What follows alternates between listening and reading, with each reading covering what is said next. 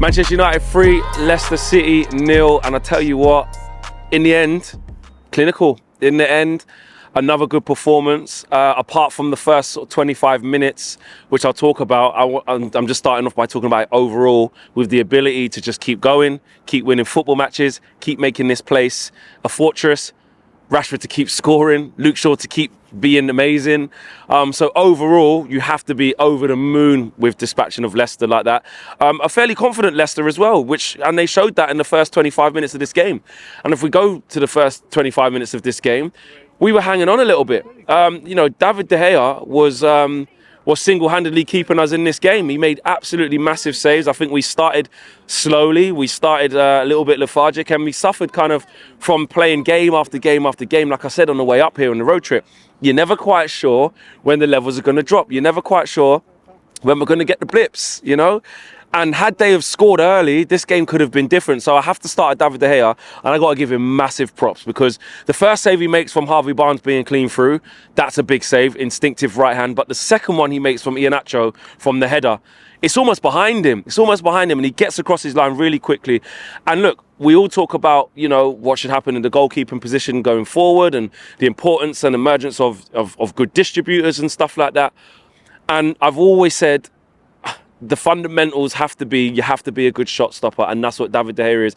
And he's single-handedly saved us today, and made sure we stay in that game, because that easily could have been about 3-0 at half-time, or maybe 3-1. But, it's easy to say you would have got the goal that we scored in hindsight, but essentially they had two brilliant chances that could have been 2-0, because the emotions of games change when goals go in. If you're Leicester, that just proves it. They didn't take their chances because David De Gea was amazing, and then they get sucker punch, counter attack, and then their heads went, and then we kind of grew in confidence from then.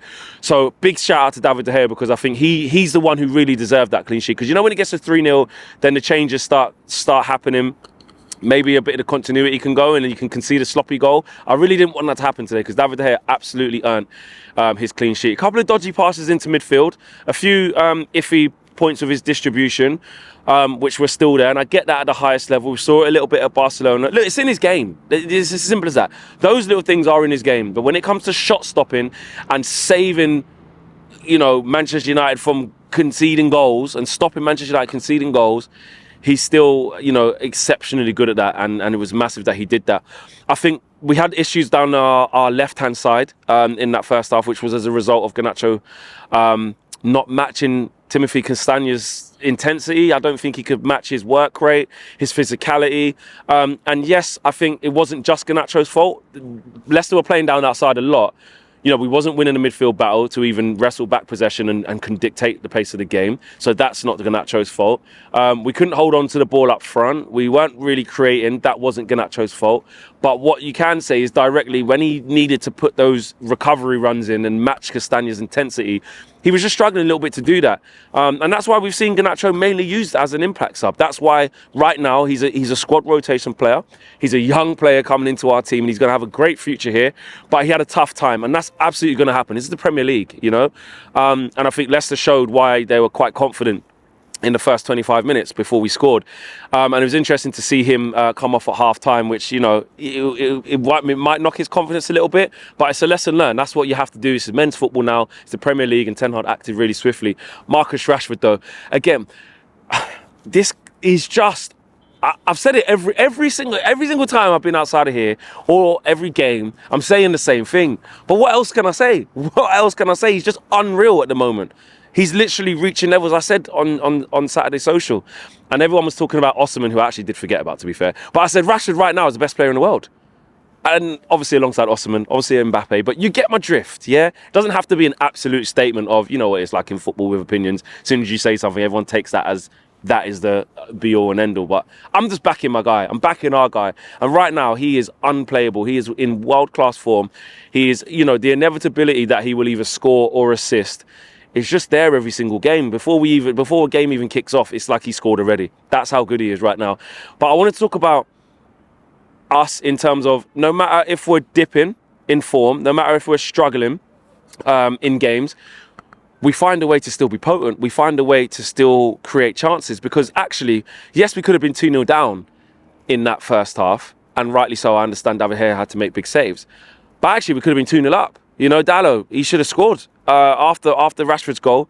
When we're in the ascendancy then, Dalot absolutely, all he has to do is put his left foot on it, Diogo. I couldn't believe he didn't score. Stabs it over his right foot from a Bruno cross, and it could have been a different game. So, look, Ten Hag wouldn't have been happy with that first half, and I'll get to second half in a second, but even having a poor first half, can we still create chances? Can we still be in the game? And when you have Bruno on the pitch, when you have Rashford in this type of form, good things are going to happen at some point in the half. And that's what we showed. Second half, Sancho comes in the 10 position. Weghorst then goes up front. And you know what? It worked again. A lot of people said Sancho changed the game, and he did. He looked really confident. He looked really sharp. You know, and Rashford is involved in the third goal, but gets the second goal as well. And we started the second half really, really well. Right on them, you know. Martinez hits the crossbar, and I think he was fantastic today as well. I'll get to that. But second half was just so much better. There was like a little counter attack once Martinez hit the bar that we managed to sort out. But after that, you just felt like that second goal was coming, and that's what I'm talking about. The team reacting. I don't mind that there's periods in games where we're not quite at it. We have to expect that. We are in every competition, fighting on all four fronts. We're the only team in Europe to be doing that. We've come in off the back of a high-intensity game, high-emotional game where we felt like we should have won at the Nou Camp. A few days later, you've got to play a dangerous team at home like Leicester.